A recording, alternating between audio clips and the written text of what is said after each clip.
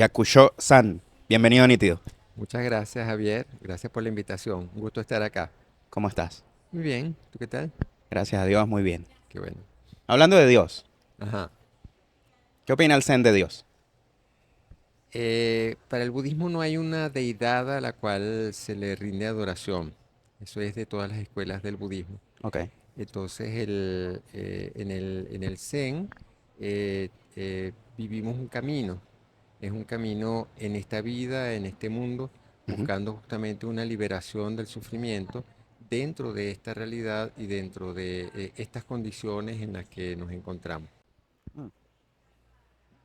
¿Hay algo en el budismo que tenga que ver con la perfección de lo que sucede? El budismo es un camino que nos lleva a una apertura Claro. y a una conexión con la inmensa, infinita red interdependiente que nos constituye, ¿verdad? Una vez que hacemos esa conexión, entendemos que todo está en su lugar, que todo es perfecto en ese Claro. sentido, ¿sí? Eh, Perfecto para hacer posible, por ejemplo, un momento como este. Sí. Cada instante en el que estamos presentes, cada instante en el que estamos vivos, este instante en el que podemos estar grabando este podcast, que ojalá sea de ayuda y de interés para muchas personas, ¿verdad? Para muchos seres. eh, para que esto sea posible, han confluido infinitas causas, condiciones, relaciones, seres a lo largo del tiempo, del espacio, en este momento que están todos aquí presentes junto con nosotros para hacer posible este instante, este momento, y a todo eso se le rinde gratitud. Claro. Le rendimos gratitud posiblemente en cada momento del día. Sí. De hecho, hay una visión, un planteamiento, una enseñanza en el Zen, que es la de que la práctica es continua, es en todo momento de la vida cotidiana, no solo en el momento en que se está en un templo, en el que se está en una ceremonia, en el que se está en una práctica de meditación, sino toda la vida cotidiana. Tiene ese carácter de práctica que nos lleva justamente a esa conexión, y en esa conexión estamos en un continuo renovar una gratitud por todo lo que hace posible que estemos acá. Eso es hermoso lo que acabas de decir. Realmente mm, me hace pensar en que, bueno, que quiero estar cada vez más abierto a lo que suceda, que quiero experimentar el mundo tal cual es. Sí, Experimentar la realidad tal cual es. en este punto hay quienes dirían gracias a Dios, que es casi una muletilla Sí. que se repite mucho, y muchas veces tan se ha vuelto muletilla que ni siquiera las personas están conscientes de lo que están diciendo en ese momento. Pero efectivamente aquí es donde el budismo, y en particular el Zen del que podemos estar hablando hoy, está viendo que no es una persona, sino que es toda esa inmensa realidad que nos contiene, y a la cual estamos rindiendo gratitud en todo momento, Y esa realidad es consciente. según cómo entendamos conciencia. Ok. Lo que pasa es que nosotros asociamos conciencia con nuestra limitada mente individual, y ni siquiera nuestra mente individual, nuestro limitado campo de conciencia en nuestra individualidad, Sí. que a eso el budismo lo llama uno de los seis sentidos. La conciencia, en una de las definiciones budistas de la conciencia, es uno de los seis sentidos, ¿verdad? Ok. Y ahí lo que hacemos es que estamos percibiendo qué está pasando dentro de nosotros. Si vamos a decir que esa realidad última tiene conciencia, no es una conciencia en ese sentido de cómo lo Claro. vemos individualmente. Claro, porque sería entonces encasillar al infinito en algo finito. Y eso sería un contrasentido, al menos a nivel filosófico. Ujú. Pero si pudiéramos hablar de una supraconciencia. A ver, se me ocurre pensar lo de la supraconciencia porque si nuestra vida y nuestro transitar por el mundo tiene significado, el significado solo puede partir de la conciencia, o sea, de una intencionalidad. Es decir, como que si esta supraconciencia tiene una intencionalidad.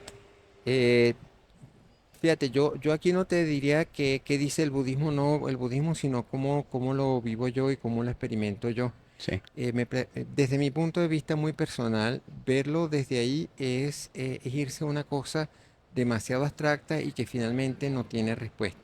claro. Si lo queremos ver desde el sentido, que es un punto clave, ¿verdad? Mucha gente, quienes lo hacen, se preguntan acerca del sentido de la vida.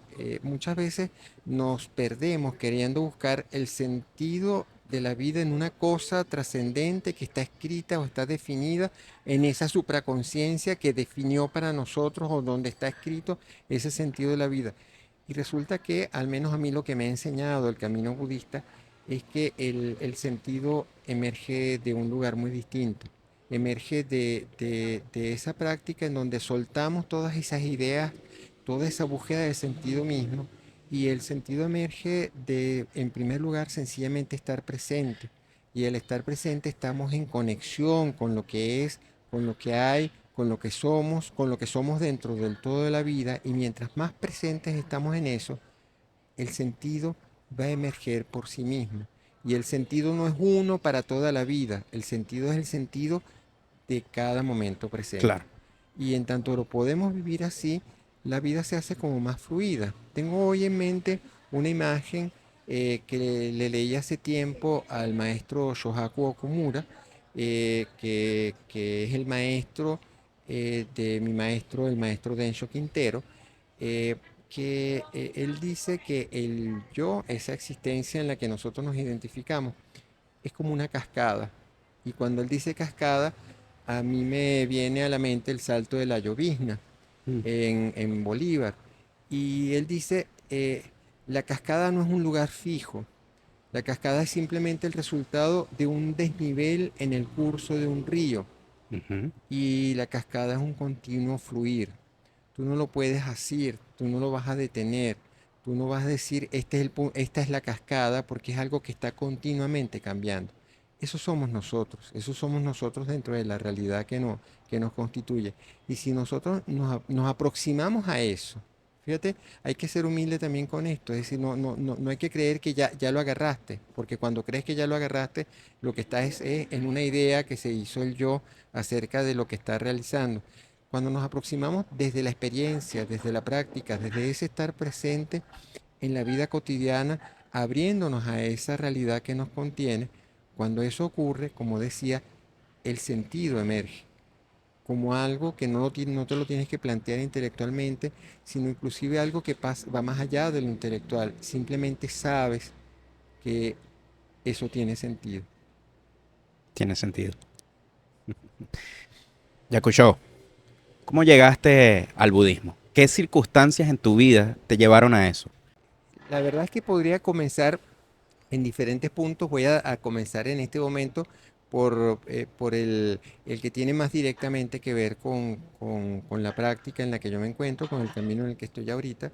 Eh, hace unos 14 años, yo asistí por primera vez a un dojo Zen para practicar Zazen. Eso fue después de varios años en donde por mi trabajo profesional, yo soy psicólogo, la gente me decía, o muchas amistades me decían, oye, tienes que practicar meditación, tienes que practicar meditación.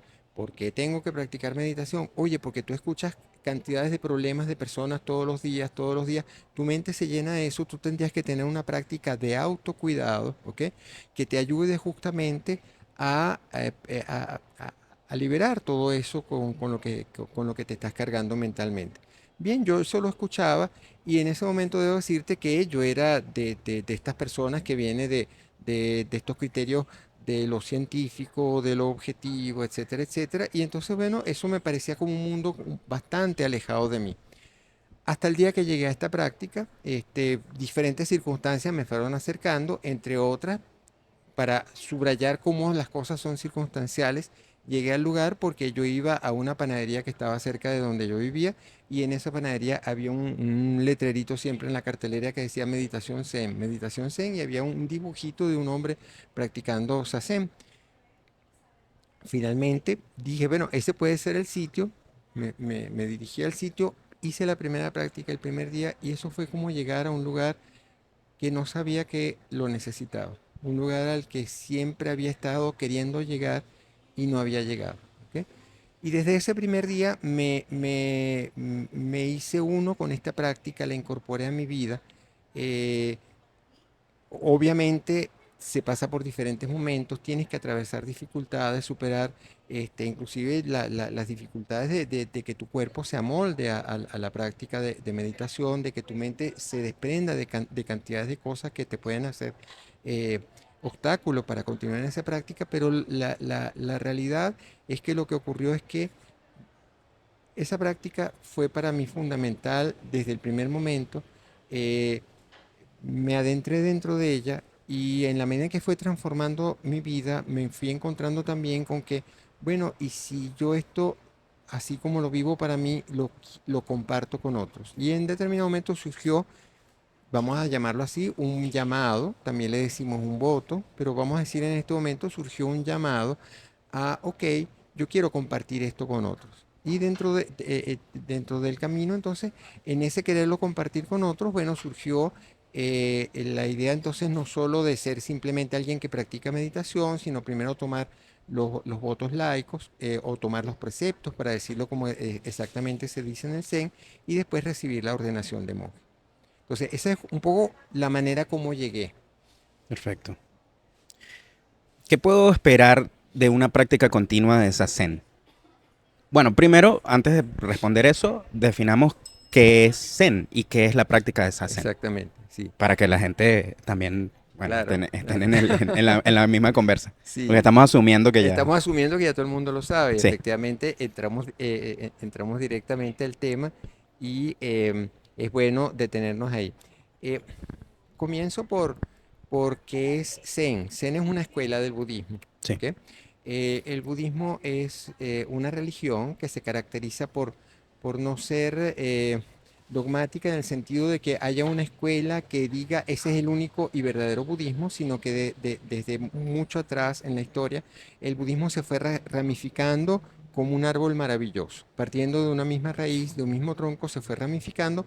¿Por qué? Porque, como dice el maestro Densho Quintero, el budismo en donde a los lugares donde fue llegando se fue adaptando a esas tierras, a esos climas, a esas Mm, culturas, ¿ok?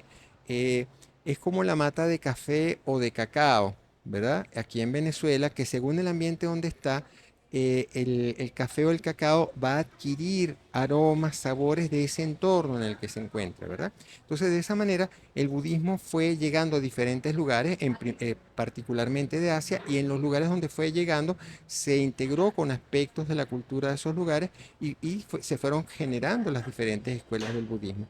Entonces, el budismo Zen viene de lo que en China se llamaba el budismo Chan y fue iniciado por Bodhidharma, que fue un monje que se cuenta que llegó de la India y este monje, al llegar de la India, fue incluso visitado por el emperador y el emperador le dijo, lo interrogó, quiso tener una entrevista con él, lo interrogó y le dijo, bueno, tú que eres budista y vienes de la India y eres un monje, eres un maestro, ¿qué traes? Y para decirlo en palabras coloquiales, la respuesta de Bodhidharma al emperador fue nada sagrado. Y entonces le dice el emperador, yo he creado templos, he difundido el budismo, he hecho que se copien los textos budistas y todo eso. ¿Cuál es el mérito de eso? Ningún mérito tiene eso. Y entonces el emperador se estaba molestando. ¿Y tú quién eres? Yo no soy nadie. Es decir, la historia se cuenta en el Zen como un koan. Lo traigo justamente como para ilustrar que lo que trajo Bodhidharma y fue fundacional para esta escuela del budismo Chan es que justamente el camino budista no es algo que se adquiere intelectualmente por leerse unos libros, ¿ok? Que es lo que en ciertas visiones y la que tenía este emperador, oye, yo he estudiado mucho budismo, he donado mucho dinero para crear templos, entonces seguro soy el mejor budista, era lo sí. que él tenía la idea. Y la respuesta de Bodhidharma es, mira, el camino budista no tiene que ver con hacer todo eso, sino tiene que ver justamente con practicar desde tu ser. Entonces, esta escuela del budismo lo que trae es justamente que el camino budista se basa en la práctica de lo que en sánscrito se llama jhana y que en chino se tradujo como chan, es decir, la práctica de la absorción meditativa. ¿Ok? Entonces, Ujú. eso es lo que caracteriza al Chan y que después al pasar a Japón se llama Zen. Un budismo que centra su práctica justamente en la práctica de la meditación y aquí vamos a pasar a Zazen. Ok. Hablamos de Zazen que significa Chan o Zen sentado, ¿verdad? Y Zazen es una práctica que a diferencia de otras cosas que hoy en día llamamos meditación, no es una práctica eh, como una meditación guiada en donde uno pone una grabación, pone un video, escucha unas instrucciones y va siguiendo esas instrucciones y siguiendo esas instrucciones va realizando una actividad de alguna manera intelectual. Y efectivamente eso tiene unos resultados, tiene unas funciones, tiene una utilidad, se consiguen cosas a través de esas técnicas, pero justamente esa Zen se diferencia de eso en el sentido de que, en primer lugar, lo que busca es ser la práctica originaria del budismo, ¿verdad? Y es una práctica que no se basa en tener un sonido, una guía que te va orientando, sino que es una práctica en silencio, en la cual estamos practicando con todo nuestro ser, no solo con lo intelectual. Practicamos con el cuerpo, con la respiración y con la actitud de la conciencia. El cuerpo va a adoptar una postura, que es una postura que se llama la postura del despertar o se considera una postura de despertar, ¿verdad? En la cual estamos, junto con soltar tensiones, estamos abriendo nuestro cuerpo a la realidad tal cual es. Entonces fíjate que ese conectarse del que hablábamos antes lo hacemos desde el cuerpo mismo, Sí. no desde un pensamiento, yo me estoy conectando con la realidad. No, justamente es desde el cuerpo que se va a ubicar en el aquí y el ahora de una determinada manera que va a estar abierto a lo que es, a lo que está pasando. Una respiración que también va a ir en ese mismo sentido. Hacemos una respiración diafragmática, que justamente lo que busca es que nosotros soltemos el hábito que hemos adquirido a lo largo del desarrollo de una respiración trancada aquí arriba y dejemos que precisamente ese diafragma baje y se expanda el abdomen precisamente para que esa respiración se haga más profunda y al hacer esa respiración que requiere a la vez para comenzar, para estar en ella, una atención consciente, van ocurriendo también cosas en nuestro cuerpo y en nuestra conciencia. Y el tercer aspecto de ese Zen es la actitud de la conciencia, en donde es una práctica que no consiste ni en poner la mente en blanco, ni en que tienes que centrarte solo en la atención de un objeto, aunque hay prácticas meditativas que van en ese sentido, la de centrar la atención en un objeto, en un concepto mental o en una percepción, etcétera. En Zen lo que hacemos es dejar venir todo lo que hay. Esto es, por un lado, eh, contraintuitivo para muchas personas, porque muchas personas sienten que justamente es eso que aparece mentalmente y que en general, para muchas personas es visto como un ruido mental, como que se prendió un radio, ¿verdad? Es contraintuitivo porque la gente piensa que la meditación no tiene nada que ver con eso, Mm. ¿ok? Pero justamente la idea es que precisamente partimos de abrirnos a lo que hay y si lo que hay es ese ruido, dejarlo venir, pero ahí es donde justamente continúa la práctica en no aferrarnos. Así como lo dejamos venir, lo dejamos ir. No nos aferramos a nada. Entonces, en Sazen, la práctica consiste justamente en darnos cuenta de cómo aferrándonos a las cosas, ellas se mantienen ahí y somos nosotros los que no dejamos que se vayan, porque todos los fenómenos del universo son impermanentes, son transitorios, pero en nuestra mente queremos que las cosas se mantengan fijas, queremos que estén en un mismo lugar. Cuando soltamos eso, cuando abrimos la mano del pensamiento, como dice el maestro Kosho Uchiyama, entonces las cosas sencillamente vienen y siguen, vienen y pueden irse. Eso de una manera muy somera es lo que podría decir en este momento conversando de lo que se trata Sazen. Diría que para efectivamente aproximarse a lo que es realmente la práctica, lo que conviene es sentarse junto con la persona o con un conjunto de personas y hacer directamente todo esto que yo les estoy describiendo en este momento, ver cómo nos sentamos, ver cómo es el cuerpo de cada persona y cómo para cada persona se comporta su cuerpo para justamente adaptarse a esta manera de sentarse que es la que va a ayudar a que hagamos la práctica eh, que vamos a realizar. ¿Cuál es la importancia de la comunidad? ¿Cuál es la importancia de que hagamos este ejercicio con otras personas y no yo solito en mi casa, por ejemplo? Eso es una excelente pregunta. Eh, en primer lugar diría porque Es lo primero, digo lo primero que me viene a la mente y es porque hacerlo en comunidad es una bendición. Esta es una práctica que es transformadora. Es una práctica en la que, esto lo tengo que acotar de una vez, no buscamos un objetivo. Yo después lo quisiera retomar esto, pero no hay que buscar un resultado, no es que yo practico para alcanzar un estado mental X y si no me siento así, entonces no hice bien la práctica hoy. No, la práctica es una experiencia, Mm. ¿ok? Y como experiencia cada vez es diferente, cada vez es nueva. Entonces, tener la oportunidad de compartir con otros esta experiencia, yo lo considero una bendición, porque es tener la oportunidad de que esa experiencia no es una cosa solitaria tuya, ¿ok? Sino que la estás compartiendo con otros que pueden contigo en determinado momento compartir el significado de eso que se está viviendo y te van a apoyar, ¿ok? O tú vas a poder apoyar a otros en eso que se está viviendo.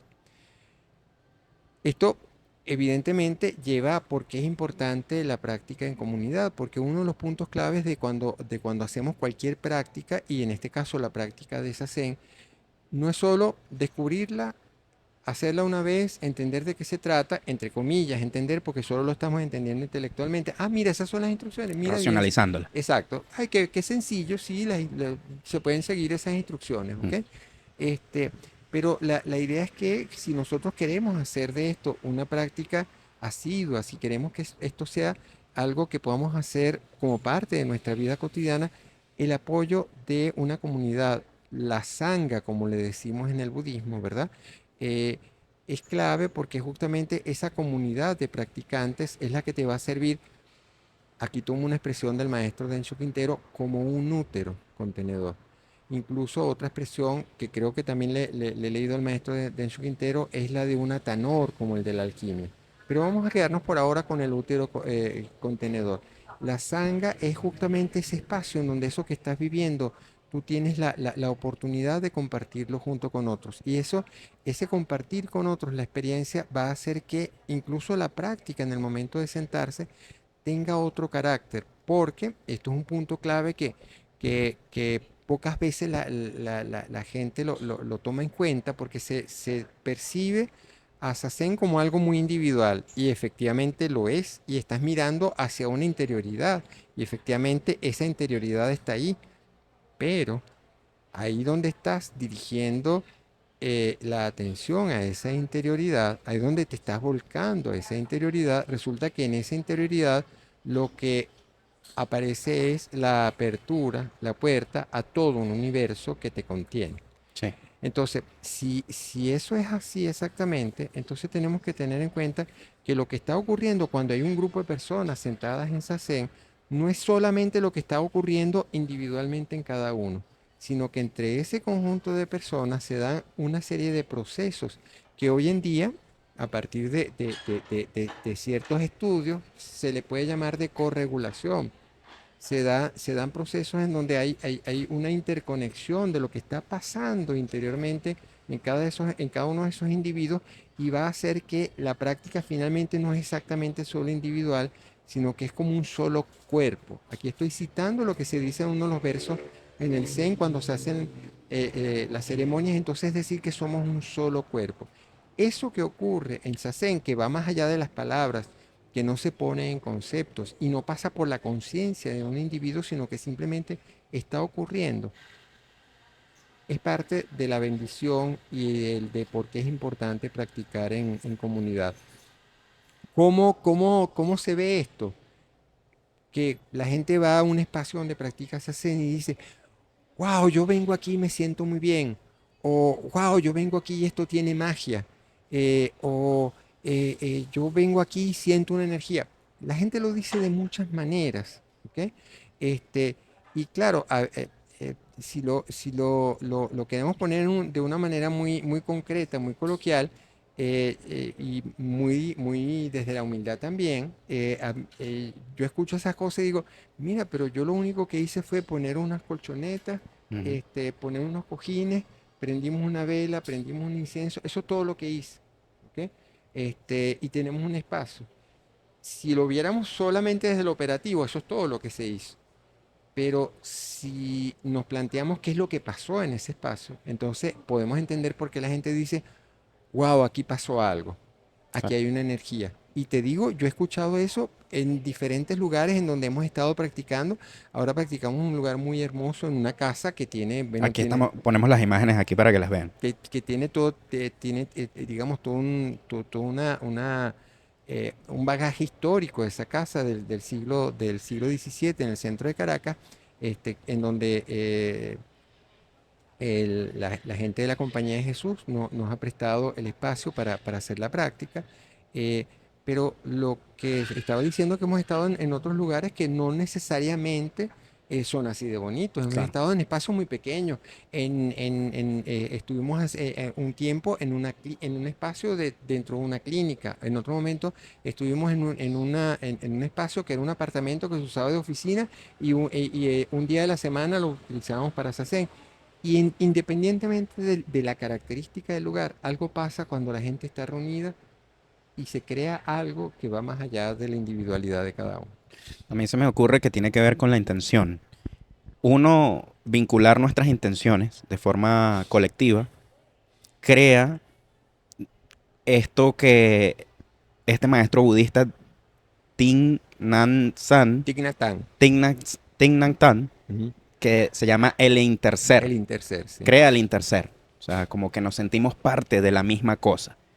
Y quizás este es un ejemplo muy banal, pero ir al gimnasio, a mí se me ocurre que puede ocurrir algo similar. Porque estás viendo otras personas que tienen una intención similar a la tuya, que quieren cosas similares a las que tú quieres, y además estás viendo la práctica de ellos y estás aprendiendo de sus errores y se están compartiendo información para lograr ese objetivo. Que en el Zen, pues, aparentemente no hay objetivo, pero sí hay. ¿Podrías Sí, ahondar un poquito en eso? claro, pero el ejemplo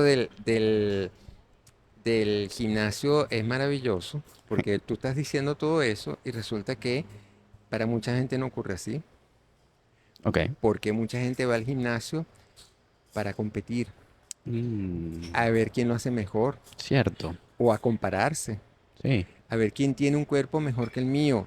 Y a compararse de diferentes maneras. Puede haber el que está muy en el narcisismo y se ve como que, mira, mi cuerpo no lo tiene nadie, Mm, ¿ok? Y necesita esa refinación cotidiana, ¿ok? O quien está en el otro extremo y va al gimnasio y mientras está al gimnasio no está haciendo eso que tú dices. Estoy en una práctica y estoy entregado a mi práctica y oye, qué bueno que lo estoy haciendo con otras personas que tienen la misma intención. No, la persona está metida en donde en ese pensamiento de lo estoy haciendo mal, o mira, mi cuerpo no me da, claro. mi cuerpo no sirve, yo no tengo el cuerpo que tiene aquel tipo, que tiene aquella tipa, etcétera, etcétera. Esa es la realidad también de los gimnasios. Profe, ¿y usted ha Y esa es visto la, eso? esa es la realidad del sufrimiento humano, que el budismo enseña a que, fíjate, lo podríamos vivir como tú dices, el Ajá. gimnasio, pero la realidad es que yo diría que la mayoría de la gente lo vive de la otra forma. Ya. ¿Ok? De una forma en donde la construcción mental, en lugar de permitirte estar dentro de la práctica y obtener los beneficios que de ahí tú quieras obtener, si se pueden obtener beneficios, estás en un sufrimiento. ¿Ok? O gente que de pronto hace ejercicio porque compulsivamente tiene que conseguir algo a través del ejercicio. Sí. ¿Ok? Porque se siente con una carencia o se siente que no ha cumplido con algo y entonces tiene que hacer y hacer y hacer y hacer al punto de que se hacen daño. Sí. ¿Ok? Entonces, todo eso es también parte de la realidad del gimnasio. Justamente, por eso te decía, me parece que el ejemplo es muy bueno porque sirve para ilustrar qué quiere decir esto de la manera como nos relacionamos con la vida. Tú trajiste a colación el interser. El interser está siempre ahí. ¿Ok? El interser es esa realidad que nos contiene a todos de la que yo hablaba al principio. El detalle está en que solemos vivir de una manera en donde no estamos en presencia de ese interser ni percibiéndonos como parte de ese interser, sino que vivimos usualmente desde nuestro propio yo limitado en nuestra búsqueda de objetivos particulares, en nuestra visión limitada de la realidad, que el budismo enseña que justamente es uno de los orígenes del sufrimiento, ese verse separado del todo del que formamos parte. Muy importante el punto del sufrimiento. Y muy importante también vincularlo con tu profesión, ya escuchó, que también eres psicólogo, psicoanalista. Sí, también. Ujú. En tu experiencia profesional y en tu ejercicio del Zen, ¿qué has visto que está en la raíz de los principales problemas de las personas comunes, del día a día? ¿Qué es lo que tenemos dentro que no terminamos de entendernos? La verdad es que yo no sabría reducir eso a una sola cosa. ¿O qué es lo que has visto que más se repite? No sabría reducir eso a una sola cosa porque si algo he llegado en la práctica terapéutica, Sí. eh, es a estar cada vez más ubicado en que más que los diagnósticos, más que las categorías acerca de qué está sufriendo esta persona, de lo que se trata es justamente de aproximarse, de percibir y ayudar a la persona a la que estás ayudando eh, a a descubrir el proceso, a Ya. percibir el proceso de los procesos de los que somos parte. Y si queremos hablar de procesos, entonces tenemos que ver que la causa de lo que nos pasa no está solo adentro. Lo podemos representar como algo que está adentro, pero es una representación. Y es casi que ¿cómo decirte? Un juego de lenguaje, Ok. una, eh, una convención social decir que, ok, yo sufro por cosas que están dentro de mí. Y eso lo decimos y se entiende, pero porque hay una convención de lenguaje sobre eso. Pero en realidad lo que está generando ese sufrimiento que yo vivo individualmente está conectado otra vez con una serie de procesos que van mucho más allá de mí, que vienen desde antes de mí y que están conectados con procesos que están ocurriendo en este momento sincrónicamente con lo que yo estoy viviendo. Entonces, desde ese punto de vista, ese sufrimiento individual no es meramente un sufrimiento de adentro. Por Mm. cierto, en la Universidad Central, donde doy clase en la Escuela de Psicología, tenemos una materia que se llama Clínica Psicosocial, en donde justamente el comienzo de la asignatura es aproximarnos a percibir esto. Y no desde los conceptos, sino lo que hacemos muchas veces a partir justamente de actividades que tienen que ver con lo cotidiano. Por ejemplo, todo el mundo sabe lo que es el diálogo interior. Sí. Todo el mundo sabe que, bueno, uno se habla a sí mismo y uno se dice cosas a sí mismo y todos los días estamos quizás diciéndonos cosas a nosotros mismos. Hay personas que están todo el día diciéndose algo a sí mismos, están todo el día ensimismadas dentro de ese diálogo interior. Y nadie se pregunta nunca de dónde viene ese diálogo interior, de dónde vienen los contenidos de ese diálogo interior. Y apenas nos detenemos a observar, apenas nos detenemos a observar esos contenidos, nos damos cuenta que, wow, pero eso no me lo inventé yo. Son todas palabras prestadas, Sí. son todas afirmaciones prestadas, son todas cosas que tienen que ver de mis vínculos, de cosas que escuché, de cosas que me dijeron, de cosas que pasan, de cosas que leo o que veo en las redes sociales. De una cantidad de fuentes viene eso que pareciera muy individual, muy íntimo y muy interno, que es ese diálogo que llevamos internamente. Llegado a este punto, hace falta hacer además una acotación. El camino de la psicoterapia y el camino del Zen son dos caminos distintos. Ok. Esto es importante decirlo porque el Zen no es terapia, eh, es un camino para la liberación del sufrimiento y no es terapia. ¿Cómo es eso? ¿Ok? Ujú. Este, y el camino, la práctica de la psicoterapia, efectivamente es una práctica que se vale de unos determinados medios para conseguir unos determinados resultados que tienen que ver también con el alivio del sufrimiento. Dicho así, pareciera que estamos en terrenos parecidos y efectivamente puede haber puntos de contacto, pero lo que a mí me parece como la imagen para yo representarme esto, ¿verdad? Es que en realidad lo que hay es un espacio transicional. El Zen no es terapia, la terapia no es Zen, ni la terapia por sí misma es camino espiritual, ¿ok?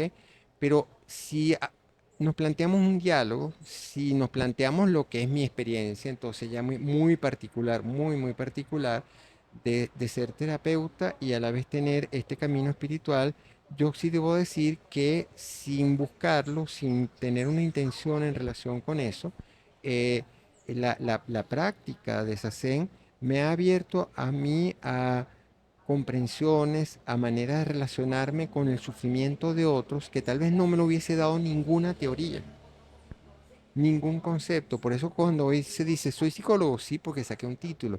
Soy psicoanalista, sí, porque yo trabajo tomando como premisa el inconsciente y que a través de la palabra se puede hacer algo con ese inconsciente.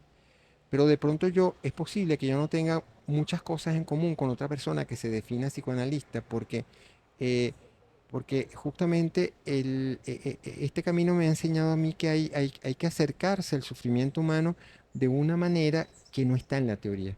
Y Mm. muchas veces decimos, yo soy de tal escuela o de tal otra escuela o de tal corriente, o yo soy psicoanalista o yo soy cognitivo-conductual, y todo eso está centrado en una teoría, en que tú como terapeuta eres el que repites la teoría y llevas a la práctica esa teoría. Está muy bien, eso está muy bien, pero hay un más allá de eso. Hay un poder trascender eso que justamente para mí tiene que ver con ese poder entender, ese poder asumir plenamente que tú no tienes todas las respuestas, que ninguna teoría tiene todas las respuestas, ¿ok? Y que entonces hay que abrirse a la realidad de cada individuo, de cada ser que te trae un sufrimiento para ser ayudado. Hablamos un poquito de identidad, poniendo todas estas etiquetas. Psicólogo, psicoanalista, maestro, practicante del Zazen. ¿Qué es el humano? ¿Qué somos al final? Yo no sabría dar una respuesta a eso. Conceptualmente no, eh, porque si queremos dar eh, una respuesta operacional, entonces toda respuesta operacional nos va a llevar a decir que ahí falta algo en la respuesta. Ok, Entonces, en el budismo se habla de preguntas que como tal no tienen respuesta ok, y aceptar que no tienen respuesta. Así que decir qué es el humano, no sabría qué decirte. Creo que hay que vivirlo, ok. hay que sencillamente vivirlo. Eh, si quieres, lo podemos contextualizar. Eh, el budismo trae, trae de tradiciones previas eh, la, la mitología de que existen seis mundos Mm, de renacimiento, lo que se llama el círculo del samsara. ¿Ok? Está el mundo infernal, el mundo de los espíritus hambrientos, el mundo de los animales, el mundo de los seres humanos, el mundo de los asuras y el mundo de los seres celestiales. ¿Ok? Eh, ¿Qué ocurre? Que efectivamente eh, aquí hay una enseñanza que a mí me parece fundamental del maestro Koshou Uchiyama, y es que nosotros no veamos esto como que, ah, mira, wow, renací como ser humano. Porque en el budismo se dice que la condición más propicia para el despertar es la del ser humano. Entonces ahí te daría una respuesta. sí, ¿Qué es ser humano? Es estar en la condición más propicia para el despertar. Pero la enseñanza del maestro Koshou Uchiyama nos invita a no agarrarnos tanto de eso. Porque nos dice, ¿sabes qué? Es un mundo de renacimiento. No es que tú naciste y te vas a morir y vas a renacer en otro mundo. No, eso está pasando aquí y ahora. Entonces los seres humanos en nuestra vida, según cómo vivimos, según cómo nos relacionamos con la vida, ¿ok? Según con la manera como actuamos y cómo nos manejamos con respecto a las consecuencias de nuestras acciones, podemos en determinado momento estar en el mundo infernal. exacto. Por ahí leí en un texto que eran como arquetipos psicológicos también, Se pueden decir así, y que podemos iterar entre uno y otro incluso en el mismo día. en el mismo día. Entonces, en un determinado momento te estás tomado por la ira, por la violencia, por unas pasiones y estás en el mundo de los infiernos. Sí, ¿Ok? En otro momento estás en las redes sociales y llevas 3 horas en redes sociales y no paras, y no paras, y no paras de ver cosas, de ver cosas, de ver cosas, y todavía no te sientes satisfecho y todavía te encuentras como en un estado que no se sacia, y ese es el espíritu ese es el mundo de los espíritus hambrientos, ujú, que nunca logran saciarse. ¿Ok? o estás en el mundo de los animales, que se refiere particularmente no a a los animales silvestres, las guacamayas, por ejemplo, que vemos en Caracas, sino se refiere a los animales en tanto que están puestos al servicio del ser humano, los animales que sufren por el uso que hace el ser humano de ellos, ¿verdad? Entonces, cómo nos relacionamos con el trabajo muchas veces, ¿ok? Sí, Y hay hasta expresiones del lenguaje acerca de trabajar como un burro. Bueno, ahí estamos viviendo en ese mundo, ¿ok? sí. El mundo de los asuras lo tengo que mencionar especialmente porque es de nuestra sociedad. Ok. Los asuras son seres competitivos que están involucrados exclusivamente en la búsqueda del poder.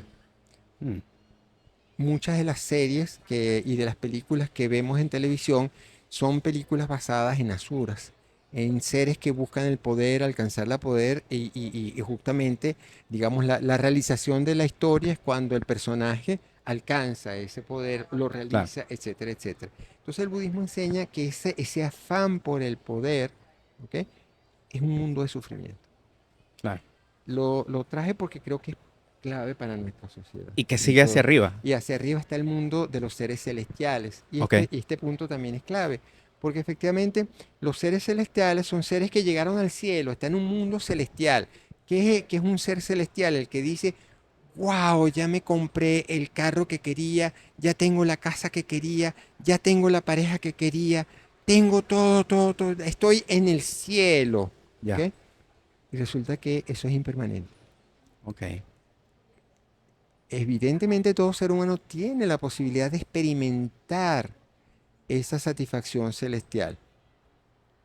Y el peligro está en creernos que ya ahí llegamos y que eso va a ser para toda la vida. ¿Se ve? Sí. Adicionalmente, en el budismo se dice que es una condición de sufrimiento la de los seres celestiales, porque como están pasándola tan bien en el Sí. cielo, entonces no son capaces de percibir que ellos también están ilusionados, que ellos también están en ignorancia de lo que es la realidad, ¿ok? Y les va a ser más difícil despertar. Por eso entonces que volviendo a lo que decíamos antes, el humano es el que está ahí como en un punto intermedio, Claro. ¿ok? Está viéndoselas con la realidad de cada día, pero a la vez tiene la capacidad de poderla trascender. Y hay un punto máximo después de los seres celestiales. No, es que es un circuito, es Es un un círculo, circuito. no hay un Ah, punto, sí. no hay jerarquía, Claro, pero no es es para un llegar al punto final. círculo de Es un círculo. samsara, es un círculo, entonces tú puedes llegar de los seres celestiales al infierno. Claro. Ahí está el trick, Esa es la el cuestión. truco. Sí.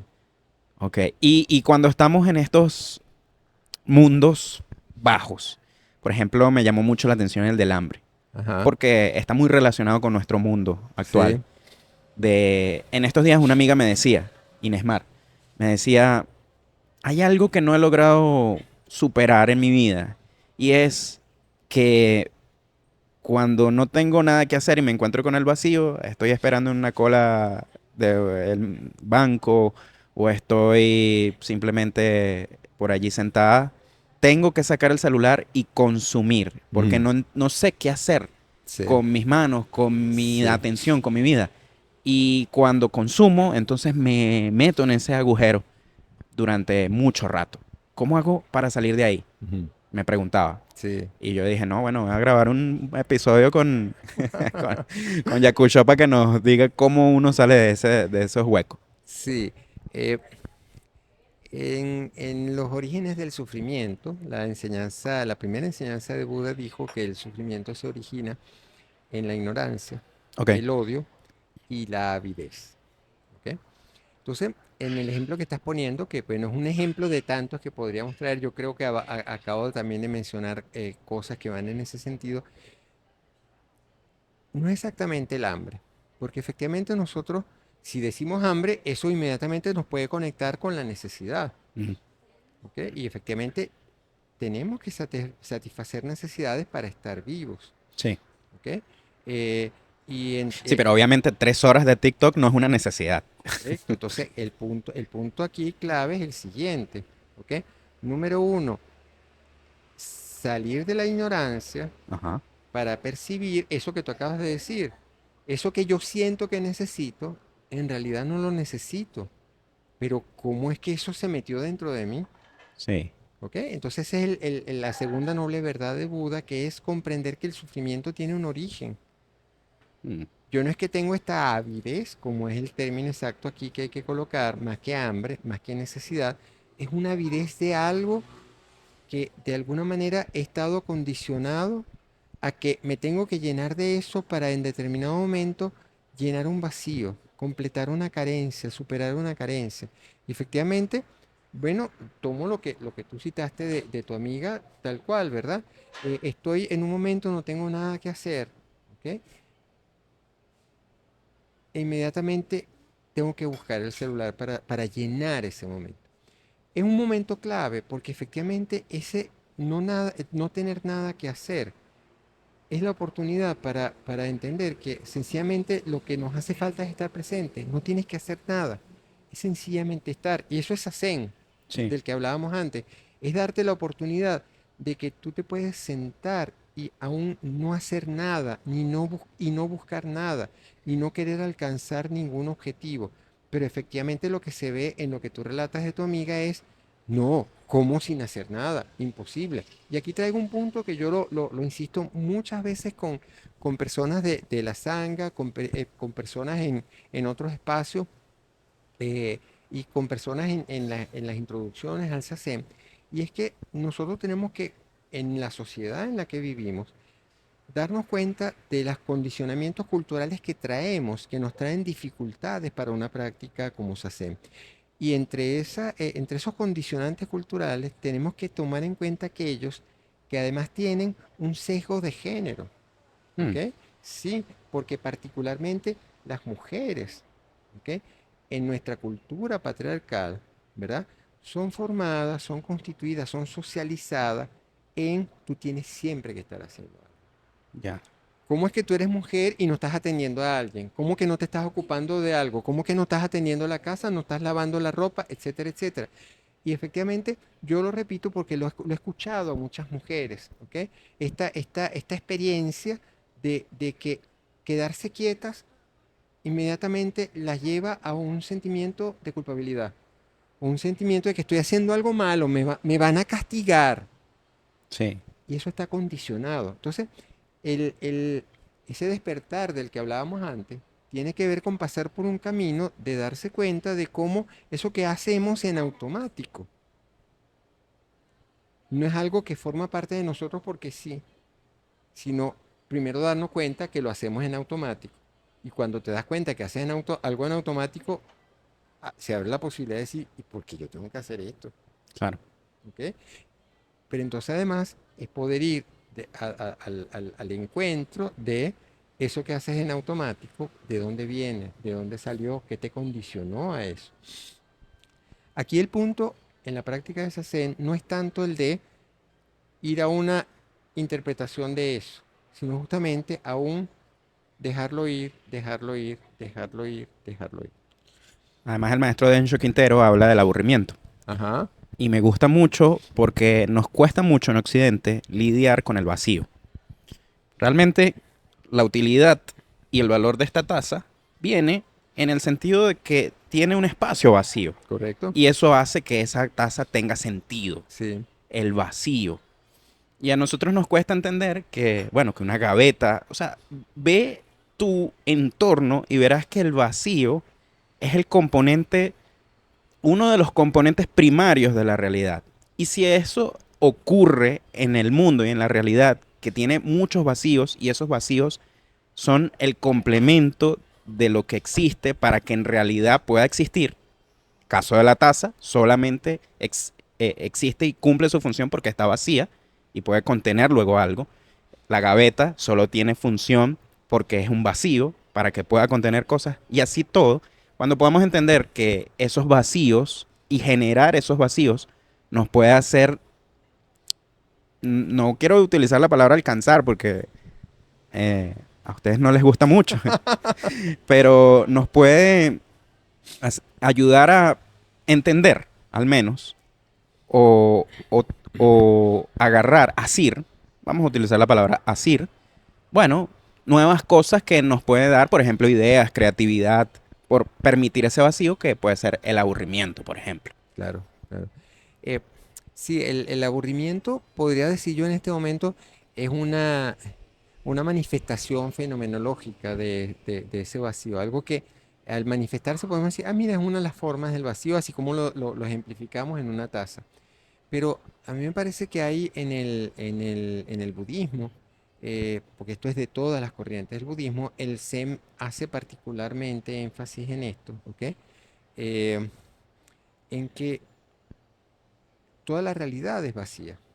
Hmm, Eh, el punto es el siguiente, que es que está contenido en lo que veníamos diciendo.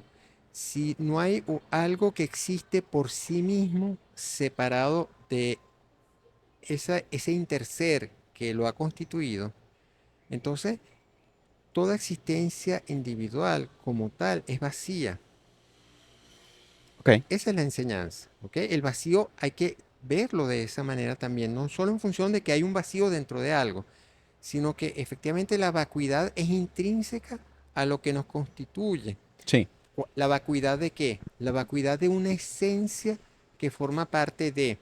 Tomemos, por ejemplo, este vaso que es de vidrio y contiene agua dentro, ¿ok?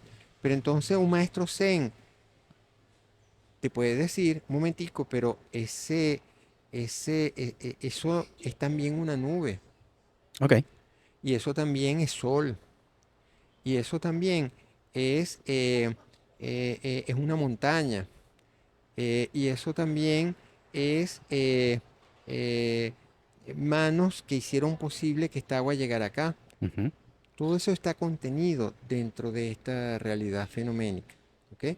Entonces ella está hecha de una cantidad de cosas que no son ni vaso, ni vidrio, ni agua. Y entonces algo que está hecho de algo que no es, a lo que nos lleva es a que efectivamente no hay una esencia ya dada del vaso con agua, sino que el vaso con agua es el resultado de ese interser del que estamos hablando. ya. Entonces, sí, has traído un punto clave.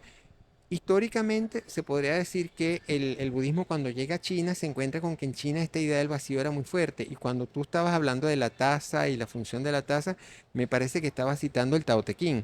Claro, por supuesto. Cierto, Uno de mis ¿correcto? libros favoritos.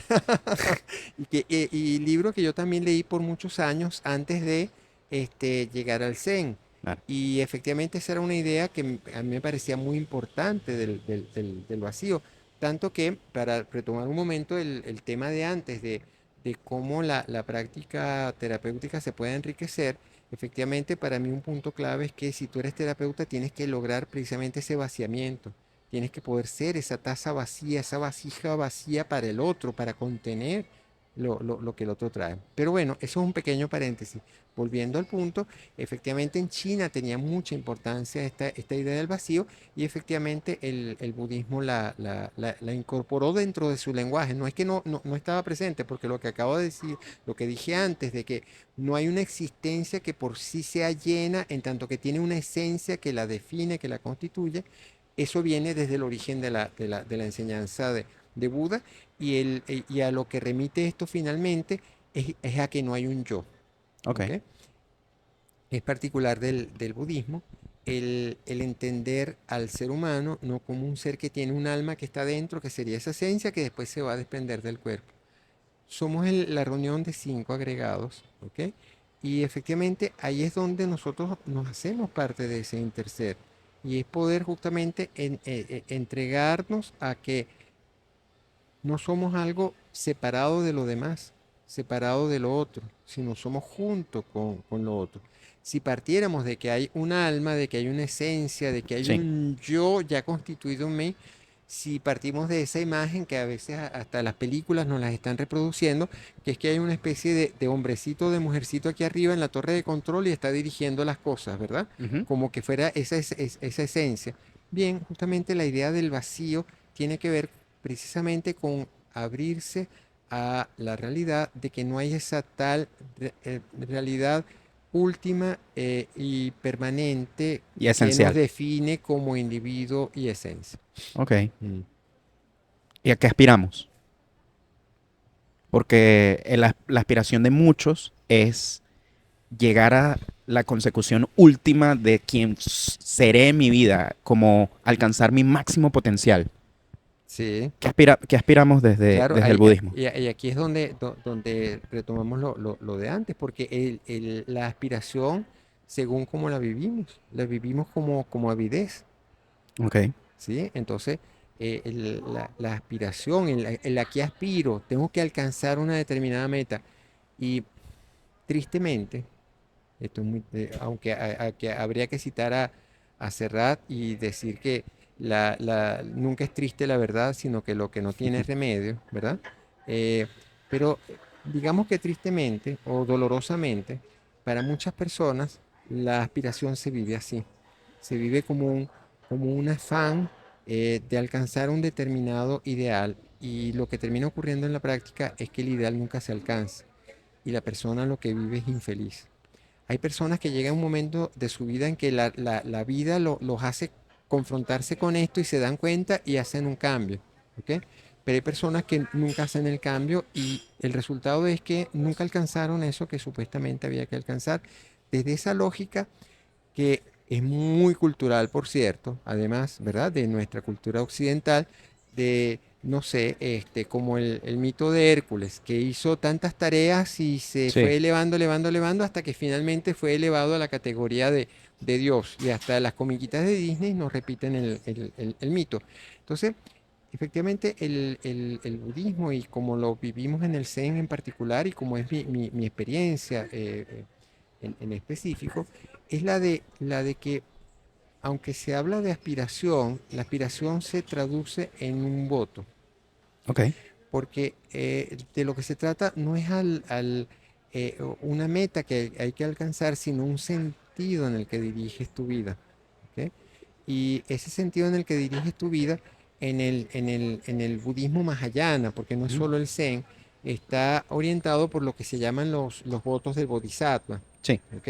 Eh, el bodhisattva en el budismo mahayana es un ser que, sabiendo o encontrándose, despertando esta realidad de que hay que poderse vaciar, hay que desprenderse de todo aquello que nos conduce a la reproducción del sufrimiento, entiende también que no lo va a hacer solo, claro. que no es solo para sí mismo. Entonces hace una vida en donde lo que procura es justamente los caminos, las formas de compartir esa búsqueda del despertar junto con otros para ayudar a otros a esa transformación. ¿Ok? Entonces, para hacer el cuento corto y llegar a los votos, ¿verdad? Ese bodhisattva hace el voto de ayudar a otros a despertar, pero eso no se traduce en una contabilidad de cuántos ayudé Ujú. y de cuánta gente salvé o de cuántas buenas acciones he tenido y ya me gané el cielo, como la historia del emperador que entrevista a Bodhidharma y quería saber, mira, cuántos méritos tengo para saber cuánto me falta. Sí, Y la respuesta de Bodhidharma eh, fue contundente. Nada de eso sirve. ¿Ok? Nada de eso sirve, ¿por qué? Porque no tiene sentido crear templos, no tiene sentido hacer donativos, sí, claro, pero la intención desde donde lo hace es la que va a traer unas consecuencias para los otros y para ti mismo. hablemos un poquito de la ansiedad. Siento que vivimos en una época de mucha ansiedad. Todos estamos preocupados por el futuro, por qué va a ser de mí, por el peligro que podemos estar, entre comillas, corriendo, o no entre comillas. Mm, ¿Cómo podemos utilizar las herramientas de Zen para lidiar con nuestra ansiedad? Sí. Bueno, lo primero que habría que decir es que el Zen no hay que plantearlo como una herramienta para lidiar con la ansiedad. Ok, Es lo vale. primero. En esto debo decir que hay muchas personas que se acercan al Zen, se acercan a la meditación que practicamos, ¿verdad? Como una manera de aliviar ansiedad. Y eso está bien, ¿ok? Porque como yo lo conté desde mi experiencia personal, siempre partimos de una motivación que tiene que ver con lo concreto de nuestra vida, ¿ok? Sí, Y ahí esa motivación tiene que ver con que en nuestra vida pasa algo sí, con lo que no nos sentimos bien. Y ese con lo que no nos sentimos bien puede llamarse ansiedad. Sí. Y esa ansiedad puede ser que yo no he encontrado respuesta en otro lugar, ¿ok? Y entonces digo, oye, ¿y si esto me ayuda? Hoy en día hay muchas técnicas que no son el SACEM, que también como están a la mano, entonces muchas personas con ansiedad acuden a, oye, yo voy a practicar esta forma de meditación que me dijeron que es buena para la ansiedad. Y hay técnicas que efectivamente incluso de relajación, ni siquiera de meditación, que ayudan con la ansiedad. ¿Ok? Pero el- en lo que hay que estar atentos es no caer en pretender que yo voy a usar de eso como la panacea para la ansiedad. Porque si yo quiero resolver esa ansiedad sin ocuparme de lo que está generando en mí la ansiedad, me estoy engañando. Ya. Estoy buscando el pañito, la curita, incluso el anestésico, que me quite a mí el sentir esto. Y resulta que si queremos irlo a ver desde otro ángulo, ¿ok? Lo primero que hay que tener en cuenta es abrirse a aceptar que eso está ahí. ¿Y qué es eso? Bueno, lo que estás viviendo, lo que estamos llamando No, o sea, ansiedad. ¿cuál es la raíz Ahí, del... ahí es donde, Exacto. ahí es donde quiero ir. Pero entonces, el punto clave acá es que hay algo en común cuando decimos ansiedad y otra vez es una convención de lenguaje. Ujú. Yo estoy hablando de ansiedad y tú estás hablando de ansiedad y es posible que estemos entendiendo cosas distintas. A lo que hay que ir es a la experiencia de cada quien, ¿ok? Ya. Y desde esa experiencia de cada quien poder acercarse a cuáles son las raíces de esa ansiedad, ¿ok? Que no tienen que ver con algo que es común para todos, Mm, porque hay aspectos de esta sociedad en la que vivimos que efectivamente pueden ser generadores de ansiedad. Y si tomamos una distancia crítica con respecto a eso, podemos llevar una vida más tranquila. claro. Y de eso se puede hablar, podemos cambiar nuestra vida en esos sentidos. Pero efectivamente esos otros factores que generan la ansiedad en la vida de una persona tienen que ver con lo que la persona ha vivido. Mm, Hoy en día está muy en el tapete y creo que ahorita nos fuimos hacia el lado terapéutico. ¿Ok? Esto sí. lo estamos viendo más desde el lado terapéutico que desde una perspectiva espiritual. Pero hoy en día se habla mucho de cómo la ansiedad o la depresión son producto de desarreglos biológicos, Sí. lo cual tiene digamos así, la apariencia de ser algo fácil, porque dice, ah, bueno, mira, entonces lo que me pasa es algo biológico, me tomo la pastilla que me dicen que me tengo que tomar y se me quita. Ojo, sin negar que efectivamente hay fármacos que hoy en día ayudan a las personas a aliviar síntomas que tienen que ver con sufrimiento mental y que son herramientas que hay que poder utilizar, pero si nos quedamos solo en la visión de que el medicamento me va a cambiar la condición que me está generando sufrimiento, nos estamos engañando. ¿Ok? Mm, ¿Por qué? Porque efectivamente lo que genera ansiedad o depresión o cualquier otra forma de aflicción en el ser humano no tiene que ver con algo que está ya en el ser humano, y aquí estamos en el vacío del que hablábamos antes. ujú. Nadie es una persona ansiosa porque nació así, o porque lo trae en sus genes, o porque es su condición. ¿Ok? Hoy en día incluso desde la biología se está investigando muchísimo y se han publicado trabajos que muestran que efectivamente esa determinación tan grande que le dábamos a los genes no es tal, que la misma forma como se activa el ADN tiene que ver con lo que está ocurriendo en tu interacción con un entorno, ¿ok? Eso es lo que trabaja la epigenética. Pero para volver al punto en donde estamos, si tú tienes una ansiedad, esa ansiedad no estaba en ti porque sí, porque tú eres así, ¿ok? Ni tampoco surgió de la nada, ¿ok? O porque tú hiciste algo malo, que es otra cosa con la que la gente se culpabiliza, sino que es el resultado de experiencias, es el resultado de relaciones. Y si tú puedes ocuparte justamente de esas relaciones, de lo que han dejado en ti, de lo que han dejado en ti esas experiencias, de sanar lo que hay que sanar, vas a estar en un camino de superar esa ansiedad, pero es un camino más largo. Ok. Por eso decía que el otro es aparentemente cómodo, el de dame la solución ya. Esto lo traigo entonces para volver al campo de lo espiritual, y es que efectivamente no hay que tomar lo espiritual como terapia, como decía, primero porque no lo es, ¿ok? ¿ok? Y en el Zen, y el maestro Densho Quintero es muy insistente en esto. Imagínate, yo todo lo que te estoy contando, con frecuencia le hago preguntas a él que tienen que ver, bueno, pero y las cosas no tienen relación, no se parecen, y él siempre me hace mucho énfasis en, mira, la práctica de ese Zen no es terapia, no se hace lo mismo que en la terapia, ¿ok? Porque en la terapia se hacen unas cosas y en el Zen se hace algo distinto de lo que se hace en terapia. Entonces, para ir a ese terreno de lo que se hace en Zazen, de lo que se hace en una práctica Zen, efectivamente es un camino que te transforma, ¿verdad? Pero no hay que verlo como el camino en donde yo aquí me voy a curar de algo, porque ponerlo así es ponerte de entrada una frustración, Ok. ¿ok? Porque por dos razones. La primera, de orden, vamos a decir, práctico, ¿verdad? Es la siguiente. Si tú tienes, qué sé yo, un dolor de espalda, ¿ok? Y ese dolor de espalda tiene que ver con una condición física que se te ha presentado, tú no vas a hacer sasen para que se te quite el dolor de espalda. Tú tienes que ir a buscar la ayuda terapéutica que te ayude a superar eso que te está pasando, ¿ok? Lo mismo pasa con las aflicciones mentales. Mm. ¿Ok? Hay aspectos de la psique que están dañados, que están rotos. La persona puede haber vivido traumas y lo que hay que reparar ahí no te lo va a reparar la práctica de esa sed. Mm. La tarea que te toca superar para procesar eso que tú has vivido y que te ha generado trauma no se va a resolver solo porque tú hagas zen, te toca un trabajo.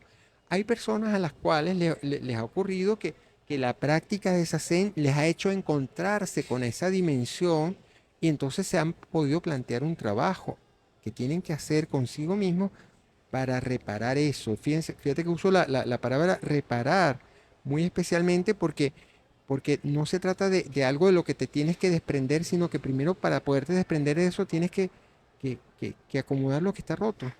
Claro. Y tienes una tarea pendiente ahí, ¿sí? Esa era la razón de orden práctico por la cual no es conveniente decir yo voy a hacer esta práctica porque con esto me voy a curar de algo. Y la otra razón que es importante, que de una u otra manera la hemos mencionado, pero aquí hay que hacer énfasis, la práctica Zen, la práctica de Zazen específicamente también, es una práctica que se hace sin espíritu de provecho, sin buscar un objetivo, sin buscar alcanzar un resultado. Esto es clave en la práctica de Zazen como tal, porque justamente es, como vengo insistiendo hace rato, simplemente estar, simplemente sentarse, solo sentarse y estar, respirar y dejar ir lo que va viniendo. La práctica es eso, y al estar en esa práctica te vas abriendo a experiencias que son las que por sí mismas te van a ir generando esa transformación. Es un proceso, como decía desde el comienzo, de apertura a algo, a lo que estamos cerrados y de lo que nos hemos colocado en posición de separación. ¿Ok? Pero más allá de la práctica misma está justamente el por qué tú haces un camino espiritual. Ujú. Es porque yo quiero ser mejor, es porque yo quiero alcanzar poderes, es porque yo quiero alcanzar prestigio, es porque yo quiero alcanzar fama, ¿verdad? Entonces, aquí hay una enseñanza del siglo XIII del maestro Dogen que dice, si usted practica el Buddha Dharma, practíquelo por el Buddha Dharma mismo. Y él insistía en eso porque efectivamente de las cosas a las que tenemos que despertar cuando estamos en este camino es darnos cuenta cómo de pronto nos podemos estar poniendo unos objetivos y unas metas de las que hace falta desprendernos. ¿Ok? Ok. Que pueden ser muy nobles, que pueden ser muy bonitos, pero son otra vez objetivos de un yo limitado que quiere alcanzar eso para satisfacer algo. Ah, yo quiero salvar a todo el mundo, yo quiero ayudar a muchas personas, yo quiero tener un templo bien bonito. Cualquier cosa que digamos que se suena bien, pero desde la manera como lo está viviendo quien lo está practicando, es una forma de aferrarse a algo que es un objetivo de autosatisfacción de un yo y por lo tanto es simplemente una reproducción de esa rueda del samsara de la que hablábamos antes. Un poco intentando entender el no objetivo, que es sumamente mm, paradójico para la mente occidental, Al final lo que me queda de lo que estás diciendo es que Zen es simplemente experimentar la realidad tal cual está sucediendo en el presente y ver qué te trae eso. ¿Sí? Es como esta conversación. Si en esta conversación, no sé cómo estás tú, pero si yo estuviera en esta conversación pensando en lo que estoy diciendo y qué resultados va a traer y que van a pensar lo que me están escuchando, ahí ya no estoy en el presente, Claro. ¿ok? Estoy persiguiendo un objetivo. ¿Y qué tal si sencillamente es dejar que venga lo que va viniendo? Yo no sabía que hoy íbamos a hablar de esto. Y si Ujú. repetimos esta conversación otro día, porque queremos repetirla o porque nos gustó el sitio o porque queremos hacer otra o porque dijimos, mira, la tenemos que repetir, la conversación va a ser totalmente Sí. distinta, va a ser otra conversación. De hecho, esta es la segunda vez que grabamos porque el otro archivo se perdió y fue un dolor para mí. Eso fue un drama que hasta me enfermé de irte a decir que habíamos perdido la grabación. Pero eso es justamente lo que en el Zen se plantea como eh, percibir y abrirse a la impermanencia. Es Sí. aceptar eso, ¿ok? Es aceptar que efectivamente no hay algo a lo que aferrarse, no hay un yo, no hay una identidad. ¡Wow! ¿Cuántas cosas buenísimas se dijeron en esa conversación? Si nos aferramos a esa conversación, ¿ok? Estamos aferrados a algo que ya no existe. Claro, Eso puede generar ansiedad, claro. puede generar avidez y buscando reproducir aquello maravilloso, lo que estamos es generando sufrimiento y quizás transmitiendo también ese sufrimiento a otras personas que nos están escuchando. Es así. Para finalizar, no sé si tengas alguna de estas famosas historias zen que nos pueda dejar reflexionando. Bien, yo podría traer la que tú me comentabas antes de comenzar la conversación, simplemente porque es la que está ahí a mano y bueno, en cierta manera está presente con la taza. Ujú. Es una historia en donde va alguien que era muy estudioso y quería conocer el budismo zen, va donde un maestro, ¿ok? Este, esta persona va donde el maestro y le dice que él quiere ser su discípulo y que él quiere aprender el budismo y que él quiere aprender el Dharma, quiere aprender toda la enseñanza del budismo. Entonces, muy bien, vamos a sentarnos y el maestro le empieza a servir té en la taza y sigue sirviendo té y no para de verter el té en la taza hasta que la taza empieza a derramarse, derramarse, derramarse y el maestro sigue virtiendo el té en la taza hasta que el hombre finalmente se desespera y dice, pero por favor, ¿qué está haciendo usted? Está derramando todo el té. Reaccionó, ¿verdad? Desesperado. ¿Cómo es eso? ¿Qué está pasando? El maestro le responde ya tranquilo, ¿ok? Eso es lo que pasa contigo. Tú traes una mente llena de cosas, llena de prejuicios, llena de conocimientos de lo que te has llenado y quieres ponerle más a esa mente. Y eso lo que estás buscando es hacer lo que pasó con esta taza. Sencillamente, vacíate. Sé como una taza vacía y sé parte de una práctica, sé parte de una experiencia. Es la historia que yo traería en este momento y creo que resume buena parte de lo que hemos estado compartiendo en esta conversación. Entonces, fíjate, el punto no es el camino que voy a emprender porque tengo el conocimiento que me dice por dónde tengo que ir. Mira, el único mapa es siéntate, ábrete a la realidad tal cual es. Y la experiencia te va a ir mostrando, te va a ir abriendo puertas del Dharma, te va a ir abriendo puertas de la enseñanza.